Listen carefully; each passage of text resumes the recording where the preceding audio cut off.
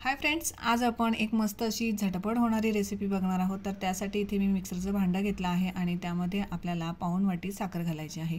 कारण आपल्याला इथे 1 वाटी पिठी साखर वापरायची आहे आणि साखर मिक्सरला फिरवल्यानंतर म्हणजे बारीक केल्यानंतर ती थोडी जास्त होते, म्हणून पाऊण वाटी घ्यायची आहे आणि ती मिक्सरला फिरवून घ्यायची आणि बारीक पावडर करून घ्यायची आहे। जर तुमच्याकडे पिठी साखर असेल तर ती सुद्धा तुम्ही इथे वापरू शकता।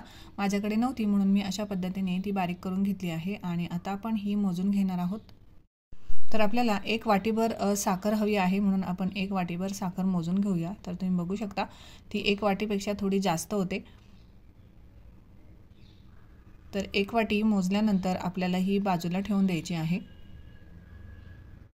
सांगितल्याप्रमाणे जर तुमच्याकडे पिठी साखर असेल तर तुम्हाला 1 वाटी पिठी साखर घ्यायची आहे।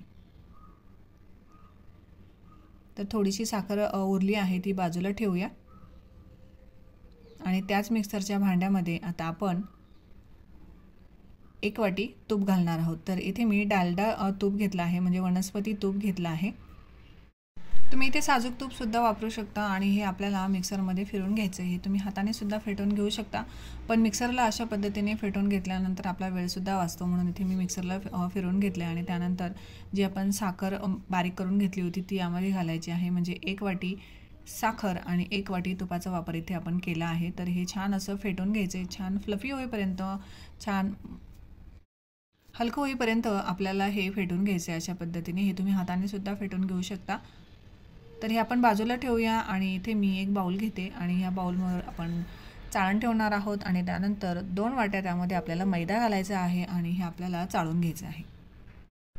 1 वाटी साखर, 1 वाटी तूप आणि 2 वाट्या आपल्याला इथे मैदा वापरायचा आहे आणि हे छान असं मिक्स करून घ्यायचं आहे। हा पदार्थ म्हणजे आज आपण नानकटाई बनवतोय, तर हे छान असं चाळून घ्या।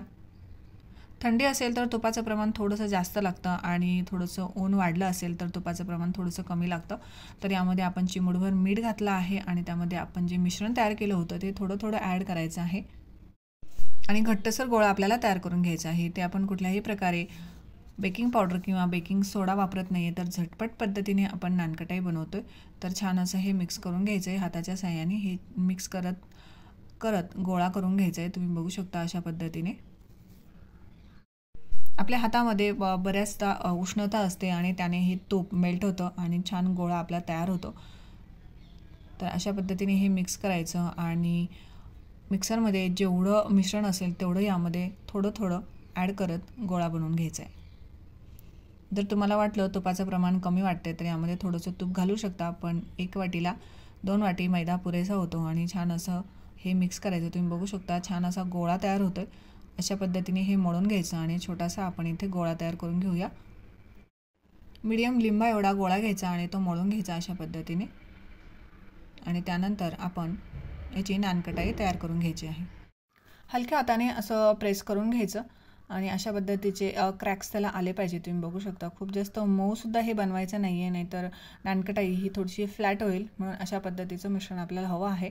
आणि तुम्ही बघू शकता असे क्रॅक्स आपल्या मिश्रणाला आले आहे आणि अशीच पाहिजे आहे। तर अशाच पद्धतीने आता आपण सर्व नानकटाई ही तयार करून घ्यायची आहे। ओव्हनमध्ये जर बनवत असाल तर मीडियम साईज बनवा आणि आज आपण बाटी यंत्रामध्ये बनवतोय म्हणून मीडियम साईज आपण इथे ठेवली आहे। तुम्ही बघू शकता एवढ्याशा मिश्रणामध्ये आपल्या 14 ते 15 नानकटाई तयार होतात। तुम्ही बघू शकता मोठ्या ज्या आहेत त्या मधोमध ठेवल्या तरी चालतील, कारण मधोमध ही आत जास्त लागते आणि त्या जळू शकतात, म्हणून ठेवताना बाजूला थोड्या जास्त ठेवायच्या। आणि इथे मी बाटी यंत्र ठेवलं आहे आणि गॅस कमीच ठेवायचा आणि कमी गॅसवरच आपल्याला हे कमीत कमी 10 ते 15 मिनिटासाठी वाफवून घ्यायचे। तर त्यावर आपण झाकण ठेवूया आणि गॅस आपल्याला मीडियमच ठेवायचा आहे आणि 15 मिनिटानंतर तुम्ही चेक करून बघू शकता। नसेल झालं तर पुन्हा 5 मिनिटं ठेवायचं आहे आणि अशा पद्धतीने 15 मिनिटात आपली नानकटाई तयार होते। तर मधोमध थोडीशी आच जास्त लागल्यामुळे एक नानकटाई आहे ती थोडी काळी झाली आहे। तुम्ही बघू शकता, पण बाकीच्या ज्या आहेत त्या मस्त अशा झाल्या आहेत। या सुरुवातीला गरम असताना थोड्याशा मऊ असतात, पण थंड झाल्यानंतर मस्त आपल्या नानकटाई तयार होतात। तर तुम्ही बघू शकता मस्त त्या झाल्या आहेत। एक तुम्हाला मी तोडून दाखवते अशा पद्धतीने। खूपच साध्या सोप्या पद्धतीने यामध्ये आपण कुठल्याही प्रकारे बेकिंग पावडर बेकिंग सोडा वापरलेला नाही आहे। यामध्ये तुम्ही साजूक तुपाचा सुद्धा वापर करू शकता। तर खालून तुम्ही कलर बघू शकता खूपच सुंदर आला आहे। तर 1-2च आहे ते मधोमध जळाली आहे, कारण मधोमध आच थोडी जास्त लागली। तर अशा पद्धतीने आपली नानकटाई तयार आहे. तर नक्की घरी ट्राय करून बघा आणि चॅनलला सबस्क्राईब केलं नसेल तर चॅनलला सबस्क्राईब करा, लाईक करा, शेअर करा, आवडल्यास कमेंट करा. व्हिडिओ बघितल्याबद्दल थँक्यू.